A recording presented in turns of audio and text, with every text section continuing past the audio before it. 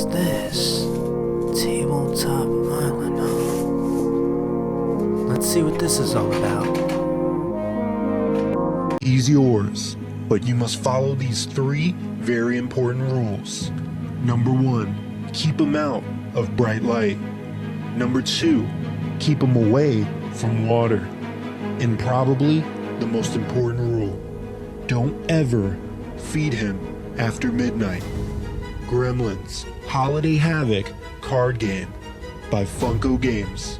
Welcome to Tabletop Island. I'm Renato, your host, and today we're going to be taking a look at the card game Gremlins Holiday Havoc Card Game.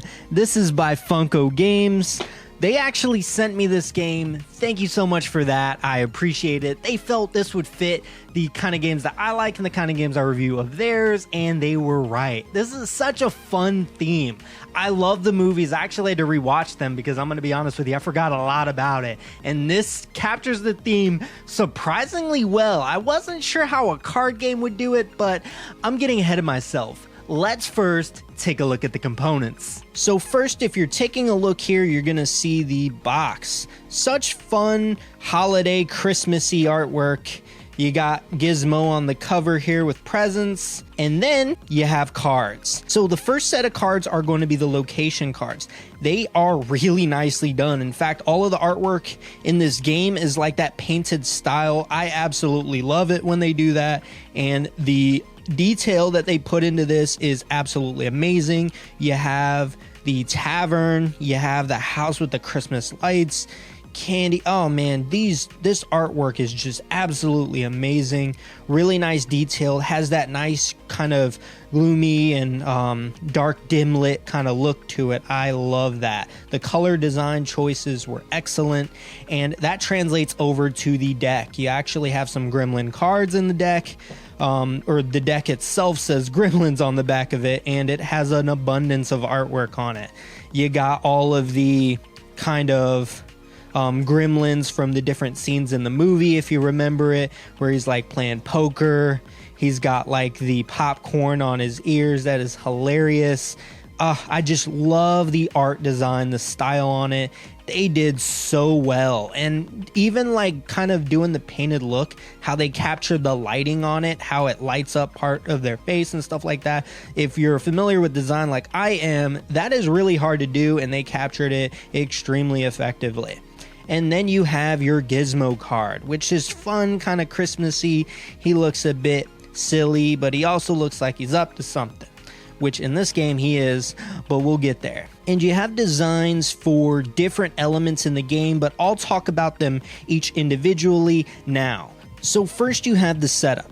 Each player chooses a location card, places it in the middle of the table with reach for all players. It's going to be in the middle, kind of pointed towards you. Depending on the number of players, obviously depends on the number of locations, you need to play with at least 3 because it's 3 to 5 players. And this game can get a little aggressive. So you shuffle the deck itself and you divide them among players, the entire deck. Then you draw the top card of the deck face down and you flip it quickly onto your location. And different things happen here. It's almost like a slapjack kind of style game here.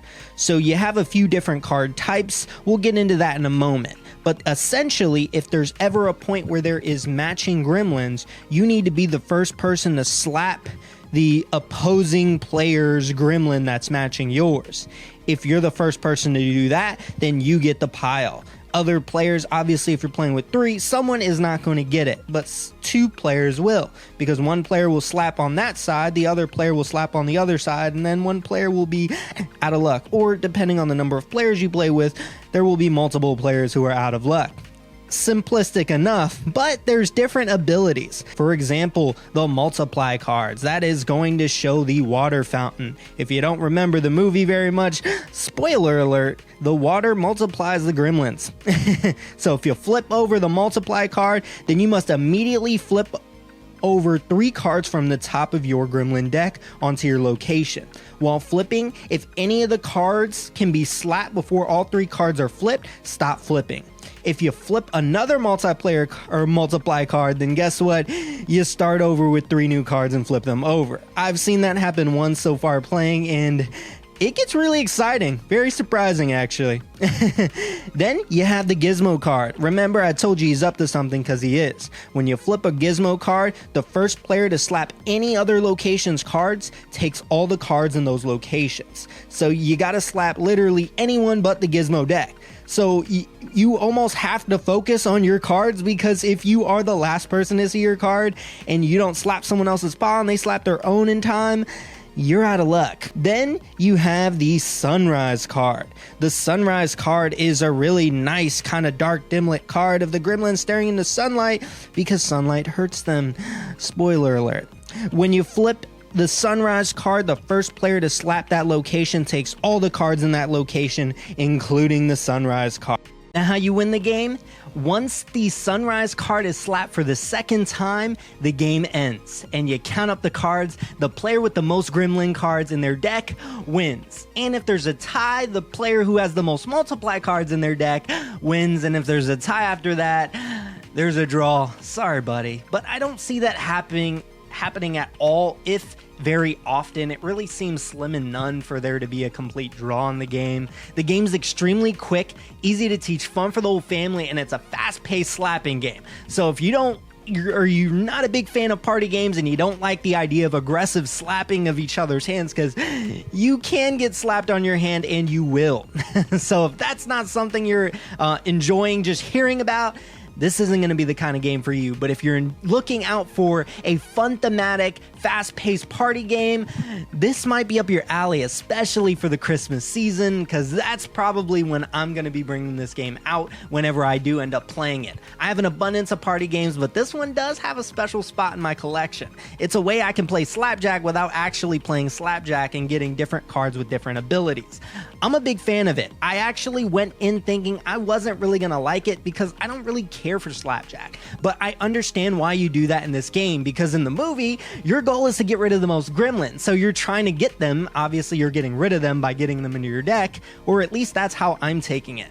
But the cards are silly, the artwork's fantastic, and that's honestly all I have for you guys today. But what do you guys think? Do you guys enjoy party games like this one? Is the slapping aspect kind of luring you away from it? What do you like about the game? And tell me you love the artwork, because man, it's awesome. And to add on top of that, what's your favorite scene in the movie? Yeah, I'm gonna do that. But that's honestly all I have for you guys today. If you're interested in notifications, there's a bell up there somewhere, or down there, YouTube changes. Please like, comment, subscribe. I appreciate any feedback. I'm trying to make these videos more and more outrageous, and with your guys' help, I have been doing so. Monday, regular board game reviews. Wednesday, weekly update / talks, and then on Fridays, my vintage board game reviews. That is all I have for you guys today. I'll see you guys next time.